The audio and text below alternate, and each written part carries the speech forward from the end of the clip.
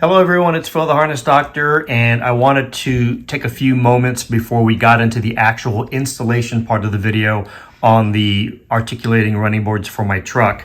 Now, I wanted to show you guys some of the specialized tools because I didn't want you to get real deep into the video and then realize you're going to need some of these specialized tools. So I wanted to go over that with you guys before the video starts. So here I have a Molex tool. This is a terminal release tool. Part number 63813-1500, small flat blade screwdriver, needle nose pliers, and a fine pick tool. Now, when I installed these boards last year, I actually had the boards for almost 2 years now, and I finally had some free time. I had some difficulties finding the materials needed to build the harness, and then just understanding the full needs. And so before you actually begin the installation, it'd probably be a good idea to watch the video in its entirety once, maybe twice, just so you fully understand what's going to be needed to get these boards installed and the harness successfully installed. When I installed the boards on my truck, I went through and I was recording some of the footage along the way, and then I had to stop, took some time, and then I went back and continued with the video shooting. So I do jump back and forth between some of the sequences. And so I do apologize for that in advance, but I wanted to let you guys know to watch the video in its entirety first to get a full understanding of the harness install. And then you can actually go through and install the boards and follow along on the video. So with that said, I just wanted to point out the specialized tools, and then let's get to the installation. Today's video, I am going to attempt the installation of the factory GM articulating running boards onto my 2021 Silverado LT 1500 crew cab truck. These running boards are also called Trimode boards, powered running boards. I think GM officially calls them the articulating running boards, as they have the ability to come out and also retract back towards the bed. Pretty excited about this installation, as I bought these boards about a year ago, and I've finally had some free time and some great weather. So we're going to be installing this onto my truck today. Physical installation should be pretty straightforward. You essentially lift the boards up into the rocker panel and bolt them in. So let's get started. Now, if you remember my previous video on the installation onto my 2016 Silverado truck, a few things have changed on the new generation. First, the fuse block is now on the passenger side. On my 2016 Silverado, that fuse block was over here at the driver's side.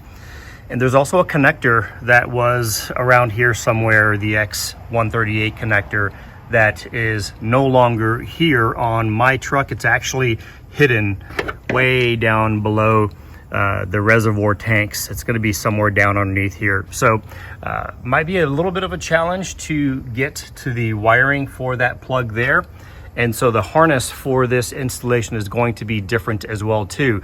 A lot of the connectors will look similar in terms of how they plug into the module itself, but the module is different, and the connections in terms of how the wire landings are going to be different. So while the harness may look the same for the 2014 to 2018, it is certainly going to be different for the new generation 2019 and later.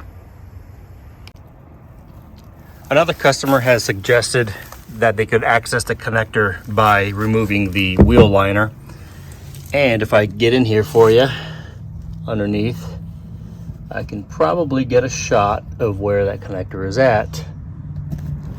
And it's going to be right there.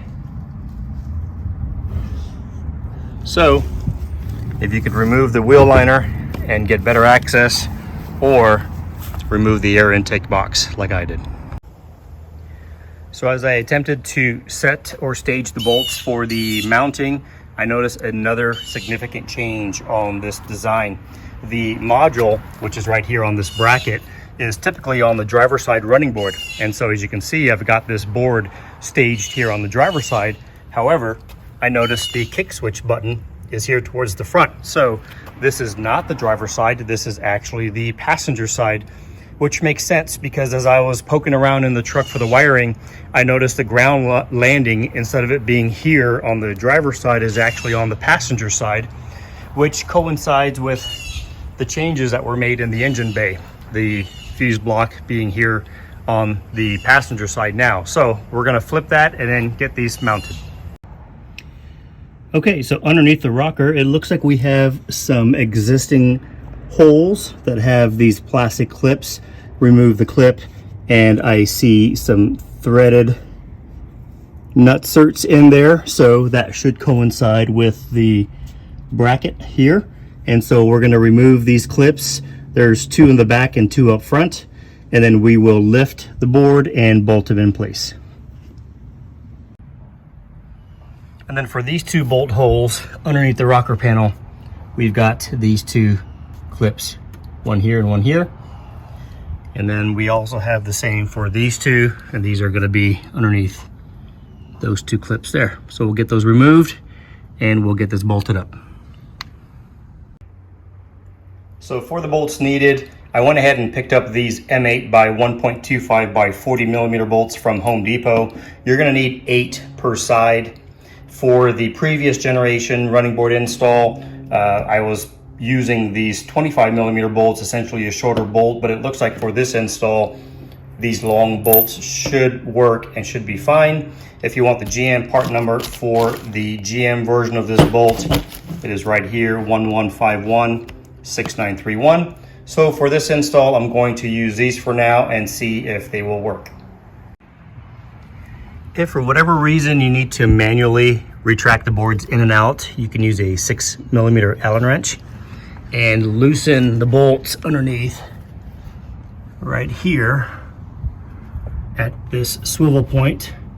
You can loosen these 2 6 millimeter Allen head bolts here at the front and at the back, and that will allow you to rotate the boards in and out as needed. I need to run to Home Depot to get some more bolts, so I am going to get those and come right back. One thing I wanted to point out when mounting these, that unlike the previous generation truck, there's nothing on the rocker panel. There is no lip where these boards can sit on to hold it in place while you bolt it in. So trying to do this by yourself is going to be difficult. If you have some help, that would be handy to have an extra set of hands to help hold it up while you're putting the bolts in. So just wanted to point that out. So here we have the driver's side running board mounted, and let's go take a look at the passenger side. And here we have the passenger side. Now remember, the module is located on the passenger side running board this time, as opposed to the driver's side on the previous generation. So the wiring will start on the passenger side. I should point out that you'll want to disconnect the ground terminal from your battery before you get started, especially if we're going to be accessing the fuse block and removing some components on the driver's side. So the running board harness is going to look like this. You're going to have the 2 connectors that will plug into the module. Everything will be labeled. And then you're going to have the driver's side running board. And then you're going to have the passenger side running board. The driver's side running board part of the harness is about 10 feet. So this is actually going to run across the cross member of the truck and to the driver's side. The 4 wires remaining will be the pink and the green that go into that connector we were just working on, the power wire into the fuse block, and then the ground ring terminal that has a factory location right behind the front passenger tire or wheel.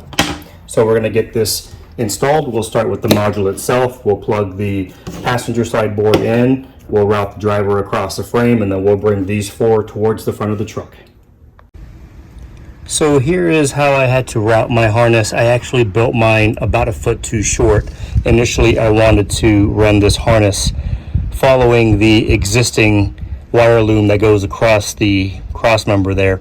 Since I'm about a foot too short, I had to come back up and run it across this cross member.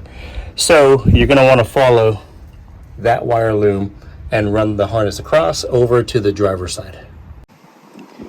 The existing ground bolt that you're going to use for the ground wire will be right here, and that's going to be on the passenger side right behind the front wheel.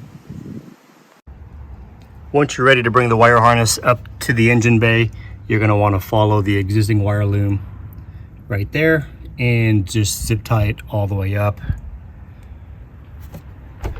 Power wire will end right here. For the power wire, you're going to remove your fuse block cover. You want to remove this nut here.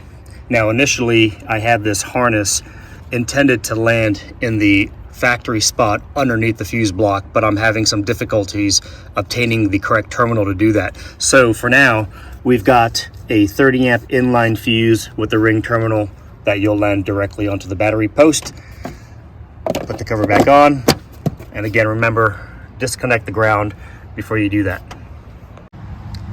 So what I've done here for the 2-wire that needs to run to the driver's side, I removed all the clips on this cowl and I zip tied the wire harness across and over to the driver's side, and then we're going to come down and end the harness into this connector.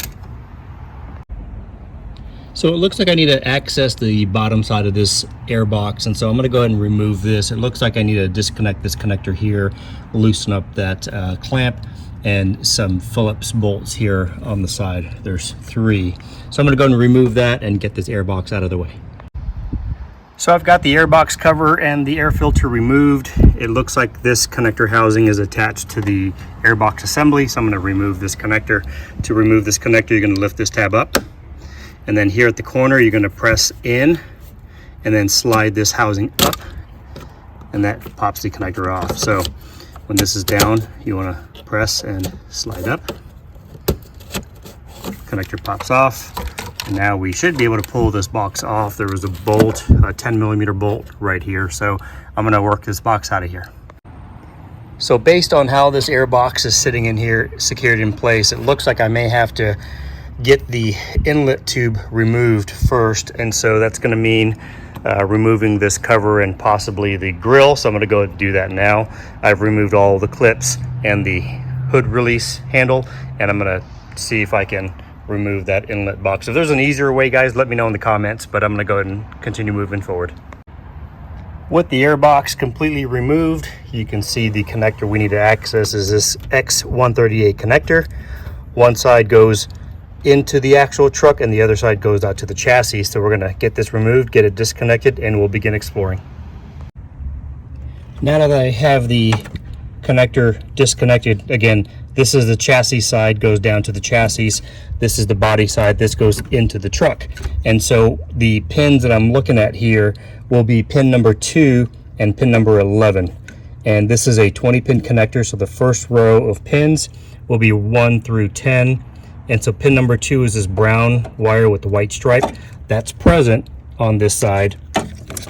It is not present on the chassis side, so we will land the disable wire there. Now for the GM LAN wire lands on position number 11. Let me zoom in here for you.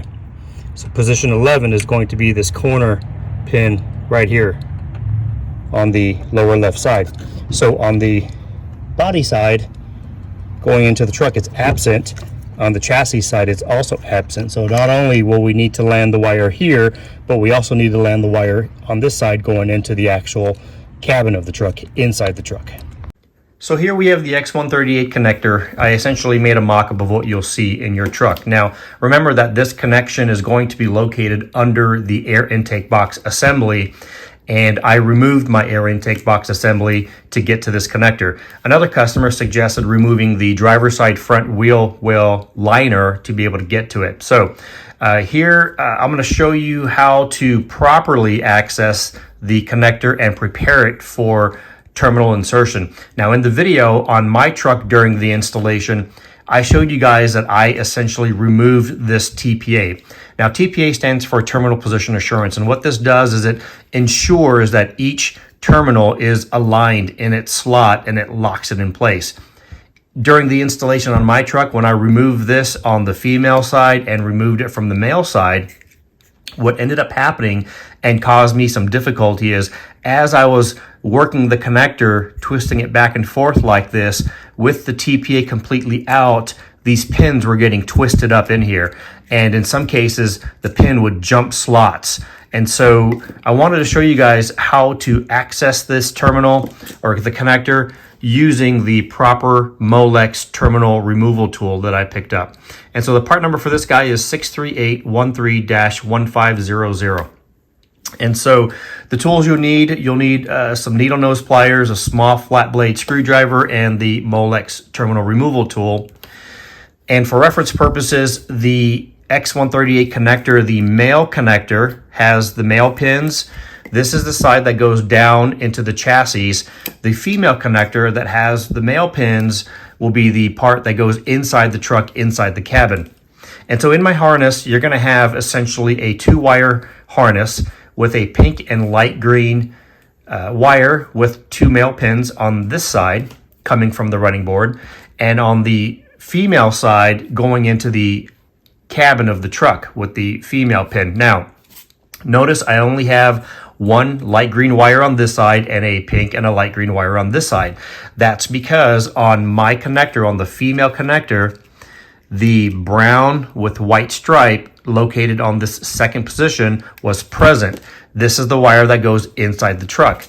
The green wire for your GM land signal is not present on this side. And so we need to take this, land it into the connector so it mates with this side, and take the other end of this harness inside the truck through the firewall. So let me show you guys how to access this connector so you can prep it for terminal insertion. To prepare our male X138 connector for terminal insertion, we have to first remove these seal plugs. And these white little guys, plastic guys here, these are cavity seals. And so any spot where you don't have a wire inserted, you'll have a plug. And so on the male connector, we want to access and remove plug number 2, which is this guy here, and plug number 11, which is this guy here. On the corners of the connector, you'll see reference numbers. So on this plug, this top right is number 1, the one next to it is number 2, and it goes all the way down to 10, and then it starts here at 11. So we need number 2 and number 11 removed so we can insert our terminal. To do that, you want to take your needle nose pliers. Looking at the face of the connector, you'll see the 2 holes down there in the middle. Now, in the installation on my truck, I showed you guys how to do that from the back side. And we don't want to do that because we don't want to get any of the pins twisted up. So we want to do this from the front. You want to insert your needle nose in the slots there in the middle. And using some leverage, we're going to pull that forward. Now, we don't want to pull it all the way out. We just want to pull it halfway out to where the pins are still seated in the TPA. Once you get it to this position, you can now take your TPA removal tool or your terminal removal tool, and we want to remove position number 2, which is going to be this guy here. And by doing to do that, you want to take your tool and insert it into the hole just above where the terminal would be, just like that.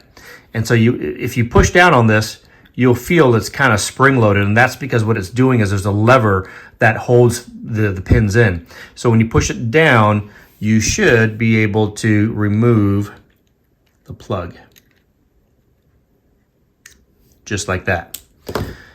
And we're going to do the same thing for position number 11.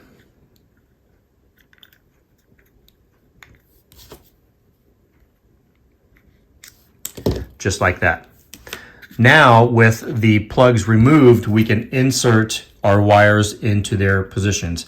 Now, the pink wire is going to go into position number 2, and these are key, so it can only go in one way. You'll see the terminal nub there, and that just has to go down when you're inserting this in this orientation.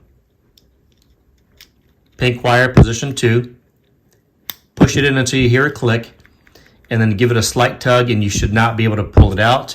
When you look at the face, you should see the terminal loaded. And then we'll take the green wire, and we're going to insert that into position number 11. Now you can see how I'm twisting and turning this connector, and that's the reason why you don't want to remove that TPA, because as you're doing this in your truck, you want to minimize any movement on those terminals as you're doing this. So insert the green into position number 11. As you're inserting it, sometimes if you're not inserting the terminal straight, it will not enter the TPA, and that's what's happening with me now. And so I need to back it out and just ensure that as I'm inserting this, that we're going straight into the cavity, just like that. Once you have both of the pins in, take your flat blade screwdriver and push down on the TPA till it clicks, just like that. So that is a properly landed terminal. Pink wire on position 2, the light green on position 11. Now for the female side of the X138, we're going to use a flat blade screwdriver, and you'll see notches on the face of the TPA.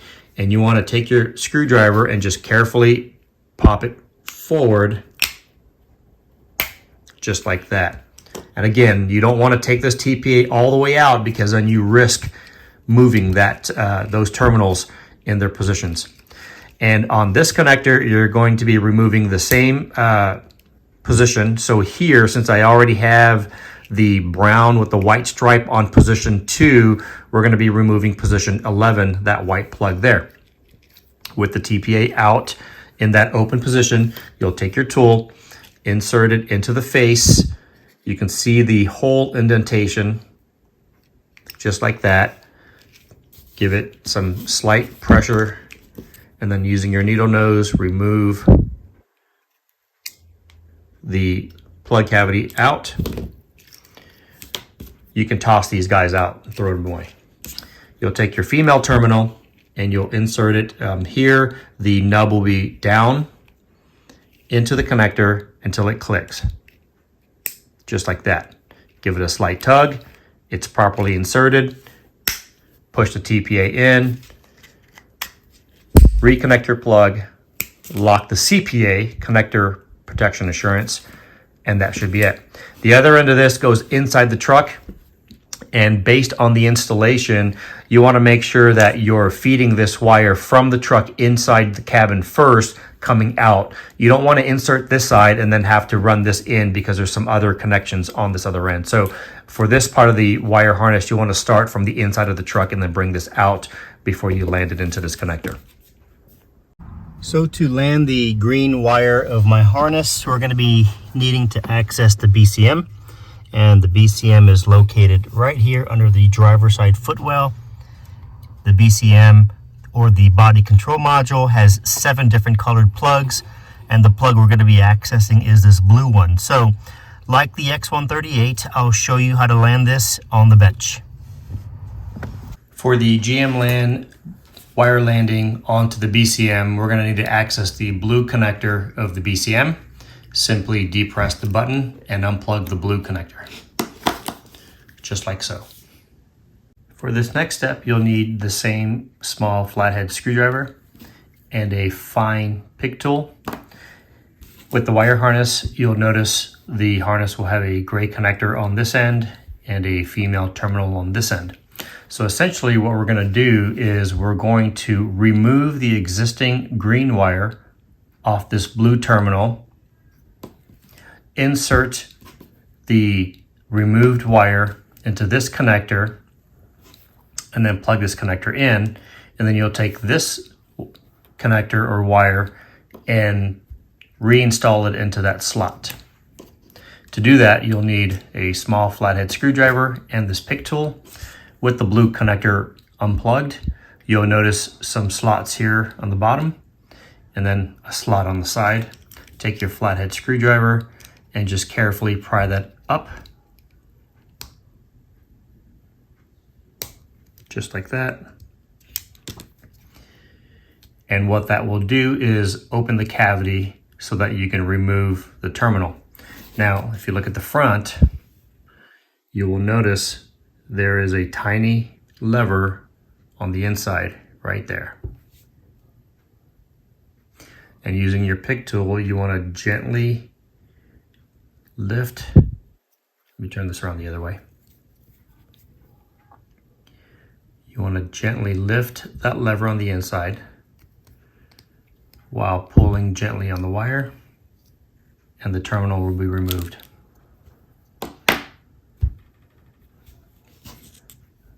With that wire removed, you want to then insert it into the gray connector into position number 1.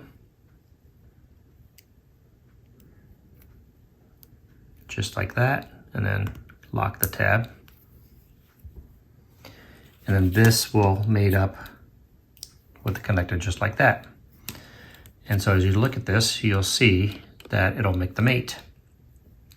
So this is your factory wire removed from the connector into the gray connector. And then you take the female terminal off my harness and you want to reinsert that back into the location that you remove the factory wiring from. And you want to insert that until it clicks, just like that. Give it a little tug, and then lock the TPA back. And then plug that back into your BCM.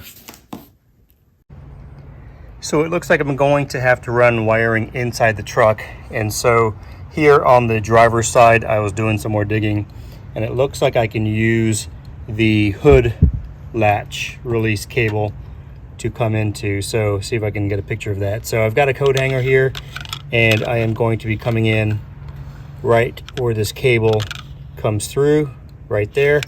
If we take a look at this from the inside, I'm actually going to do it from the inside. So under here, if you just follow where that cable comes in and poke your coat hanger through. So with the coat hanger poked through, I then taped some pull string and pulled that through. I find that having pull string to pull your wire through the firewall is the easiest way to do it. With the pull string in place, I attached the green wire harness to the pull string, and we will pull this through the firewall. Now that we have the wire harness in place, we are ready to insert it into the connector. And to do that, we're going to have to pop open the TPA, terminal position assurance, this white cap. We need to remove the cavity plug, these guys here, and then this green wire will land into position number 11, which is going to be this bottom left corner here. So let me go ahead and get this connector ready for terminal insertion. Once you have the terminal in position, you can give it a slight tug to make sure it's locked in, and then push the TPA down, and we'll get this taped up and cleaned up. This is what it looks like when it is all completed. Again, we landed the green wire on position 11 for the GM LAN, and position 2, this brown wire here with the white stripe, is the running board disable circuit. That wire was already present on my body side. This is the chassis side. This is the side that goes to the running board, and so we can proceed with the installation of the running board harness now. Well, thanks for watching, guys. I hope the video helps with the installation of these running boards onto your truck. If you have any questions or comments, please leave them down below. I'll leave links in the description to the harness to purchase on my website, along with the links to the tools that I mentioned in the beginning of the video. Well, that's it for now, guys. I appreciate it. Please like and subscribe to the channel for more videos like this. Until next time, this is Phil, the Harness Doctor. We will see you later.